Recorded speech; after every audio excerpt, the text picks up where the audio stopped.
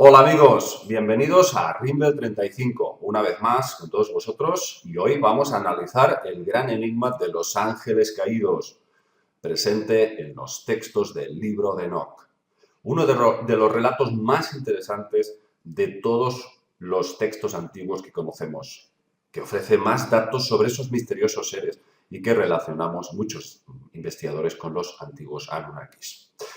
Para ese fin vamos a hablar con un investigador, Diego Muñoz. Hola Diego, ¿qué tal estás, amigo? Hola, ¿qué tal? Muchísimas gracias por invitarme a tu canal, a este templo, y aquí estamos. Claro que sí, amigo. Bueno, Diego Muñoz es un investigador que muy de campo, muy de in situ, de ir a diferentes construcciones megalíticas. Es una persona pues, con una curiosidad, un curioso universal, básicamente yo creo que sería la definición exacta, y ha colaborado muy íntimamente con muchos vídeos y reportajes con nuestro también compañero y amigo Iván Martínez del canal Gran Misterio. Diego, hoy me gustaría compartir contigo el tema de Los Ángeles Caídos. Y vamos a ir de lleno en este tema porque creo que es muy, muy apasionante y a los espectadores creo que les va a encantar. Para ti, ¿crees que podemos establecer un nexo claro entre estos ángeles caídos que describe Enoch con los antiguos Anunnaki? Para mí, yo creo que en la historia hay bastantes referencias que pueden unir estos dos grandes mundos, porque es increíble lo que se ha hablado y hasta ha llegado hasta nuestros días. Todo esto, recordemos que pasó antes del diluvio. Antediluviano, todos esos acontecimientos que describe, pues básicamente, supongo que los espectadores conocerán, recordarán, por supuesto, toda la historia, de que hay un ser supremo que está en el mando supremo y que tiene pues a un montón de entidades a su servicio, probablemente miles, pero concretamente habla de 200 ángeles rebeldes que se rebelan contra ese mando supremo. Ese ser supremo lo describen como el Señor, no lo describen ni como Yahvé, ni como Él, famoso dios semítico, Él. Pero no, es siempre el Señor. Y ahí, explícanos un poco, Diego, ¿qué es lo que sucede con estos ángeles que se rebelan? Bueno, pues sucede que estos ángeles, lo cierto es que descendieron 200 más 1. Ese más 1 era Semiaza, el famoso llamado cola roja. Y de ahí la similitud con el folclore actual. Pues lo que pasó es que al pasar tiempo en estas tierras, todos conocemos la historia, perdón, ellos vieron hermosas a las hijas de los hombres y juraron bajo anatema que lo que harían sería pues procrear hijos en la tierra y expandir así, digamos, su legado. Ellos se separaron un poco de la orden primordial. Porque, a ver, cuando dices juraron en anatema, quiere decir que no hubiese un único culpable en caso de que los pillaran, los sentenciaran o los enjuiciaran, serían condenados todos. Correcto. Es decir, vamos a hacer un acto de rebelión. Sí. Y, por supuesto, si somos capturados, nadie va a responder como un único cabeza de turco, sino que vamos a ser todos. Todos nos vamos a responsabilizar de nuestros actos. ¿Y qué es lo que hacen? ¿Cuál es el pecado por el cual luego son castigados? Pues el pecado es enseñar los conocimientos prohibidos, primero a sus mujeres, a las mujeres que ellos eligieron. A las mujeres humanas. Sí, a las mujeres humanas, a las hijas de los hombres, como hemos dicho. Y cada uno se especializó en varias ramas. Por ejemplo, Semiaza enseñó a las mujeres los hechizos, el corte de raíces y otros aspectos de la magia. Y hubo otros como Sariel enseñó la forja de las armas. Hay muchísimos aspectos así que lo que estas metáforas quieren decir es que daban conocimiento. Claro, y sin embargo son considerados los malos. Sí, O sea, los demonios, los ángeles caídos, luego se consideran los demonios. Y sin embargo, lo único que hacen, el único pecado que cometen, es transmitir conocimiento al hombre. sí. A ver cómo lo cogemos esto. Es que todo esto hay que cogerlo con pinzas. Porque recordemos que los libros de Enoch están separados completamente. Hay pocas iglesias, creo que es en África, donde se acepta este libro. En Etiopía. Pero en todo el resto del mundo está... Sí, concretamente en Etiopía, en Sí. la iglesia abisina. Muy bien, sí. Muy bien, correcto. Pues este libro hay que leerlo muy bien, porque explica y da la relación de cómo sucedió una de las historias más increíbles, que fue la rebelión de los ángeles. Y bueno, hay 4 que fueron los que no participaron, que fueron Gabriel, Sariel, Ezequiel y Miguel. Rafael. Y Miguel. Correcto, sí. Bueno, tenemos aquí los nombres de los que formaron parte en la rebelión y son muy curiosos porque muchos han llegado hasta nuestros días. Claro, te refieres a nombres comunes. Sí, con sí. Los que bautizamos a nuestros hijos, ¿no? Sí, sí, todos muchos descienden de estos nombres. Es muy interesante ver cómo la fonética y el tiempo van unidos. Es increíble. Vale, pues si quieres citarnos, el principal es Shemiaza, ¿verdad? Sí, sí, el principal es Semiaza. Y este Shemiaza también se le conoce como Apolión. Sí, es que tiene muchos nombres. Tiene diferentes nombres en variación de las culturas, ¿no? Sí, sí. Pero si quieres, cítanos estos Sí. líderes. En total, Sí. ¿cuántos eran? Eran... todos eran 200 más 1, pero los líderes eran, creo que, 18. 18 líderes. Sí, los generales arcángeles. Pues cítanos. Sí. ¿No? A ver. El primero y el más importante, Semiaza, Ramael, Corcagov, El, Samael, Damiel, Zequel, Baraquel, Azael, Patrael, Armoni, Anael, Satoel, Sansiel, Zarael, Tumiel, Turiel, Yomiel, Corcabel y Rabiel. Todos acabados en él. Sí. El Dios único. Todos. La traducción literal de él sería el Dios único, o Dios todopoderoso, ¿no? Sí. También llamado El Shaddai. El Shaddai. Entonces, claro, todo esto, pues, lógicamente tiene una significancia de que todos estaban a las órdenes de este mismo personaje y que yo personalmente pienso que era Enlil. No sé tú, ¿cuál es tu opinión? Sí, yo creo que también, David. Yo soy de los tuyos, como yo digo. Yo creo que también. Es muy complicado enlazar todos los puntos porque estamos hablando de algo que pasó en otro tiempo y quizá en otro mundo, porque el mundo era diferente también. Claro. Y entonces, ¿qué es lo que sucede? Finalmente se rebelan, copulan con mujeres de la tierra. Sí. Y les transmiten un montón de conocimientos. Y luego el Señor se enfada, ¿no? Sí, el Señor se enfada y son estos cuatro ángeles que hemos comentado, los que son los encargados de bajar a la tierra. Miguel, creo que fue quien avisó a Noé, ¿no? Del cataclismo que el Señor preparaba. Porque él se resguardó bien. Él dio datos muy claros del castigo y de dónde sería el castigo. ¿De acuerdo? Si quieres, vamos con estos datos. Sí. Adelante. Vale, pues él dijo, quiero que los encarceléis en una cárcel de rocas cortantes y ellos lo llamaban el Ut. Sí, que hay muchas traducciones, pero todas significan lo mismo, que es abismo, agujero o pozo. Bueno. O sea, sí, y recuerdo también haber leído dentro del libro de Enoch, prisiones de oscuridad. Sí, prisiones de oscuridad. Pero siempre habla de un lugar intraterreno, ¿verdad? Un lugar... Sí, correcto. Habla de una cárcel de piedra y hielo. ¿Y hielo? Y hielo, sí, hielo. Bueno, estos ángeles descendieron del monte Hermón. Todos sabemos el gran pecado que cometieron para el Señor y fueron castigados. Y fueron castigados con varios castigos muy importantes. Uno de ellos fue ellos verían cómo sus hijos, los Nefilim, eran exterminados de la tierra. Así lo dijo el Señor, llamémoslo así. Y luego fueron encarcelados en una cárcel subterránea de nombre llamado Ut, de hielo y piedra. Dice así, dice, yacerán bajo 7 gemas y 7 picos. Ajá. Así cuentan.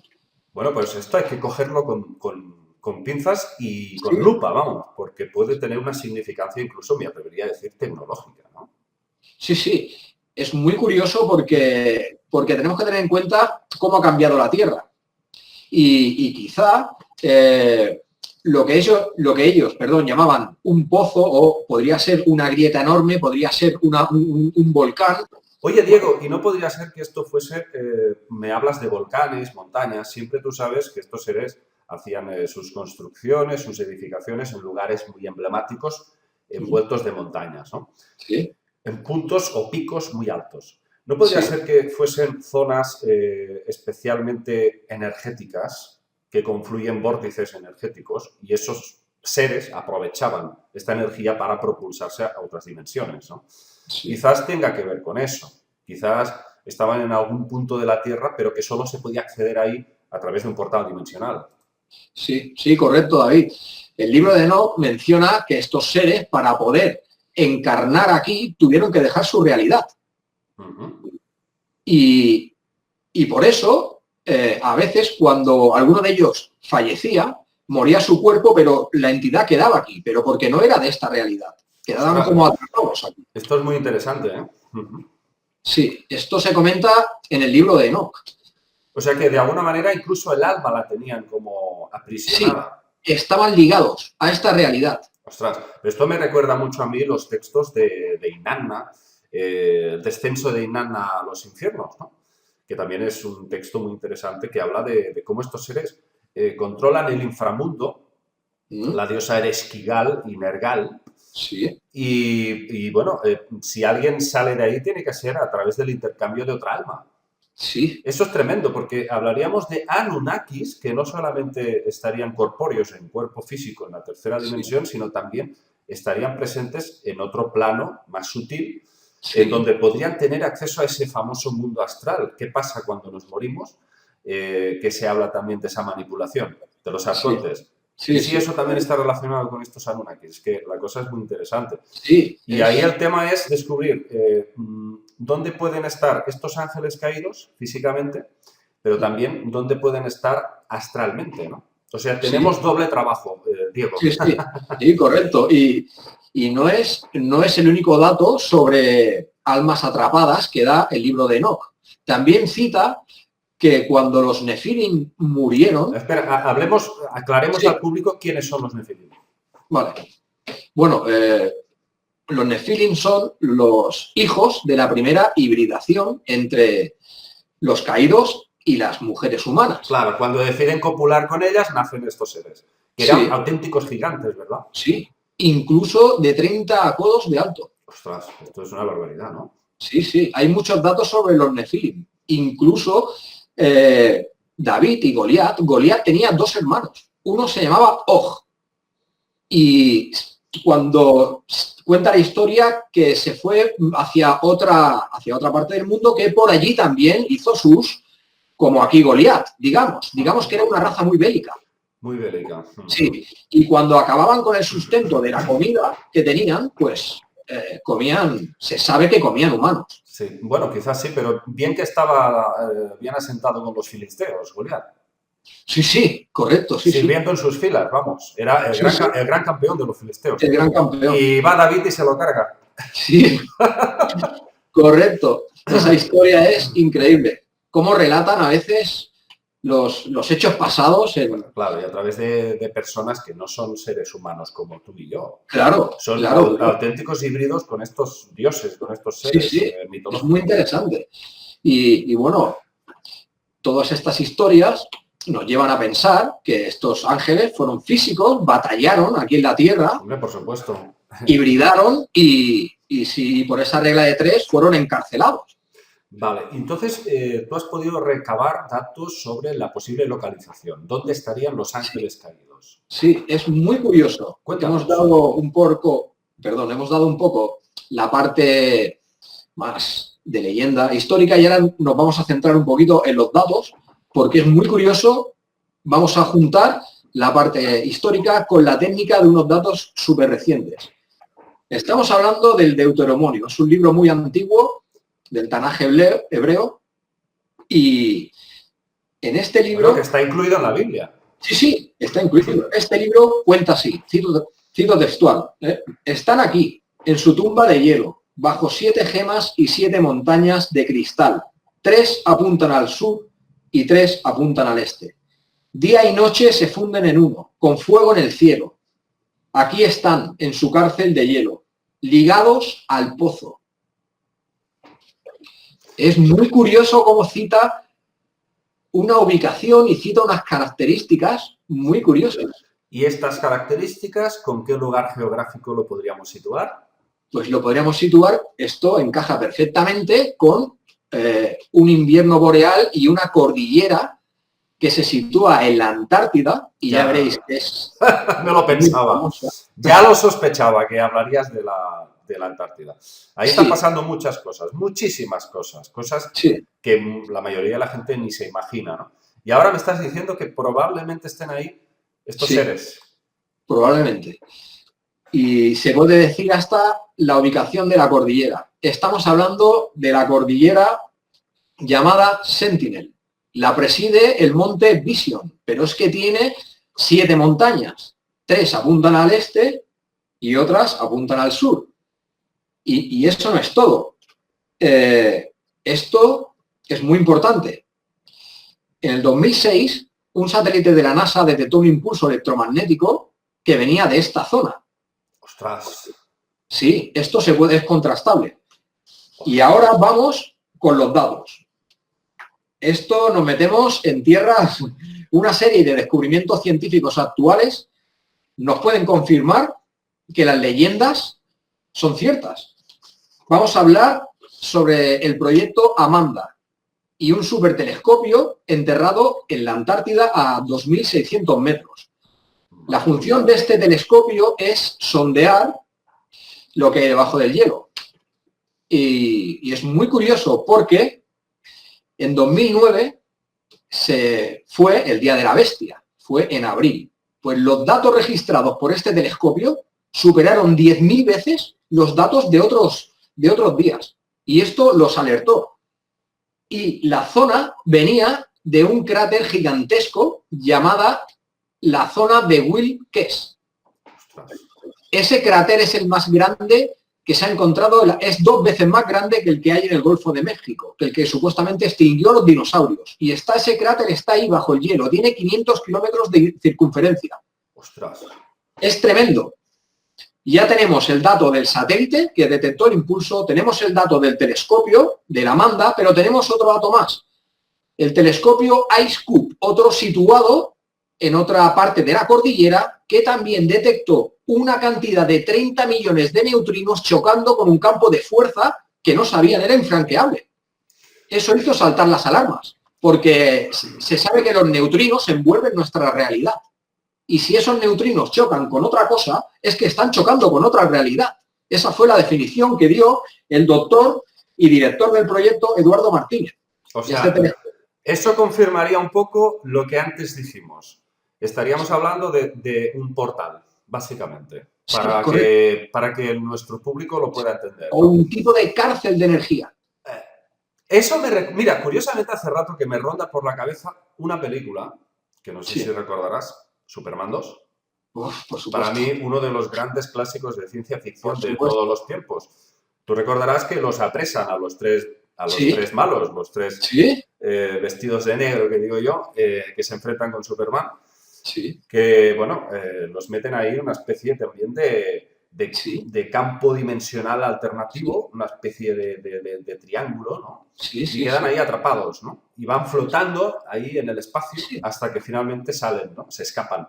Pero Sí, es que me recuerda muchísimo, no, muchísimo es que a esa historia, ¿no? y yo me pregunto, ¿cómo es posible que un director de cine tenga estas ideas, Sí, David? sí, director de ¿Cómo es cine posible? bueno, ya la propia creación del personaje de Superman Sí, también sí, hemos hablado, ¿no? sí, sí, yo, sí, sí. Jerry Siegel, Yo, muy, muy raro todo, ¿no? Pero sí, que, bueno, también ahí, mira, curiosamente ahí también aparece el hielo, la tecnología sí, de crear esos cristales, sí. cristales inteligentes, bueno, Sí, toda una serie de cosas que ahora vamos viendo que están relacionadas con los antiguos dioses, los antiguos mm, Anunnaki y con sí. estos seres. Ahora yo la pregunta, Diego, ¿por qué en la Antártida? ¿Y por qué hielo? ¿Qué es que hay algo que pueda favorecer Pues en la permanencia de esa dimensión, quizás la estabilidad energética para que se mantenga esa cárcel o qué? es que la Antártida, recordemos que, bueno, Hiperbórea, la sociedad Thule, muchísimas sociedades secretas se han interesado por esta zona. Esa es una zona muy importante. Se cree que la raza aria, ellos decían que eran híbridos y que ellos buscaban Hiperbórea y se centraron en las expediciones de ahí, de todo este continente, de la Antártida.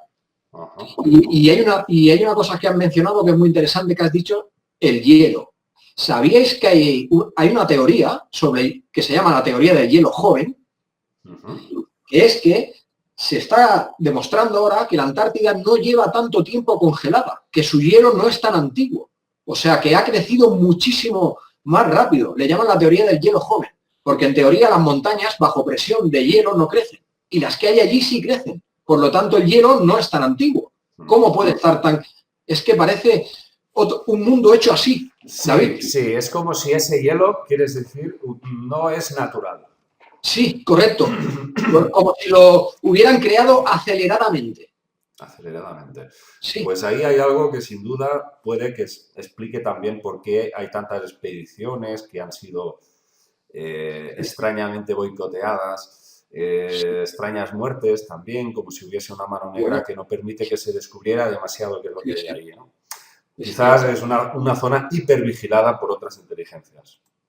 recordemos que aunque los Estados Unidos disfracen las bases de geología y no son todas las bases que hay en la Antártida, son bases militares.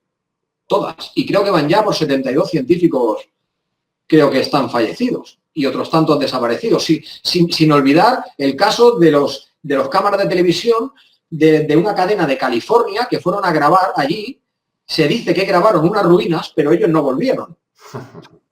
Y 2 meses después cerraron la cadena de televisión. Esto es contrastable también, se puede buscar y los datos están en la red.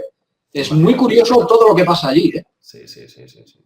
Bueno, perdón, David, recordemos el dato de Buzz Aldrin, que él salió diciendo, lo tuvieron que sacar en urgencia de ahí, salió diciendo que allí estaba un gran mal, que estamos en peligro toda la humanidad.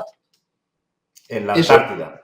en la Antártida, sí. Tuvo que ser evacuado de emergencia. ¿Te acuerdas que la noticia saltó hace, no sé, creo que fue después de la visita de John Kerry a la Antártida? Fue la visita express esta de todos los políticos que se hizo. Pues creo que fue después. Y es muy curioso. Ahí Porque pasa de todo, pasa de todo. sí, sí, sí.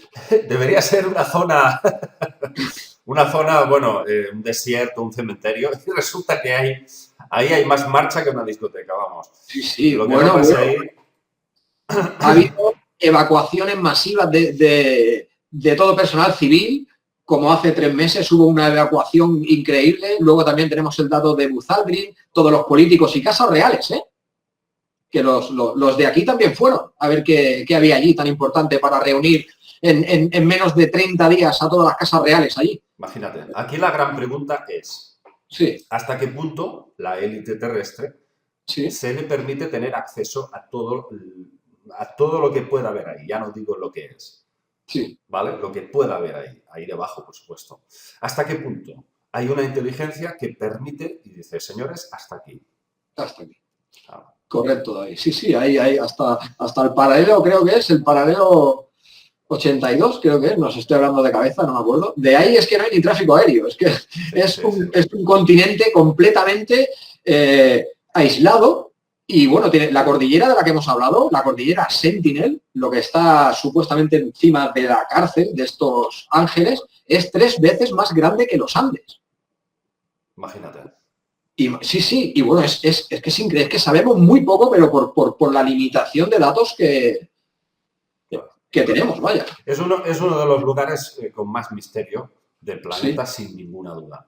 Y si posiblemente está relacionado con los Nefilim, con los ángeles caídos, pues más aún. Estamos hablando ya de los Anunnaki. Y bueno, ahí también estaría posiblemente uno de los muchos puntos de acceso al mundo intraterreno, ¿eh? Sí. O sea que la cosa se complica aún más. Pero es que incluso hasta los nombres. ¿Quieres que te dé nada? Son unos datos muy Sí. poquitos. Sí. Vamos a darle un repaso a la palabra Antártida en el tiempo, pero hacia atrás, ¿de acuerdo? Y vamos a ver una similitud que a mí me he quedado asombrado. Vamos a dar un nombre, el tártaro. El tártaro es el nombre actual. En griego antiguo es Tapok, así se pronunciaba. Con la romanización se llamó el Tártaros. En idioma koine o cario es At-Tártaro y en bizantino es At-Taros. Todos significan lo mismo, mazmorra o abismo.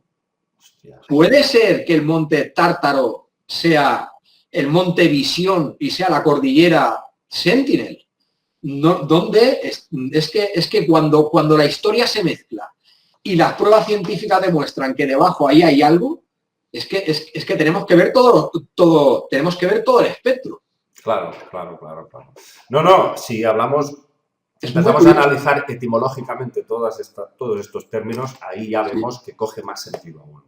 Bueno, Diego, pues vamos a seguir, por supuesto, con estas cuestiones, a ver si podemos indagar un poquito más, porque esto es alucinante. Creo que muchos de nuestros espectadores hoy habrán alucinado con estos datos que, hombre, es otra vía más que se nos abre para continuar investigando el tema Anunnaki. Muchas gracias, Diego, de verdad. Muchísimas gracias a ti por invitarme y por esta charla tan agradable. Aquí estamos cuando quieras. Un saludo a todos y espero que os haya gustado. Gracias, amigo, y por supuesto tú sabes que este es tu canal, ¿eh? Muchísimas gracias. Y a vosotros, nada, os emplazamos para futuros trabajos y nos vemos. Un abrazo para todos.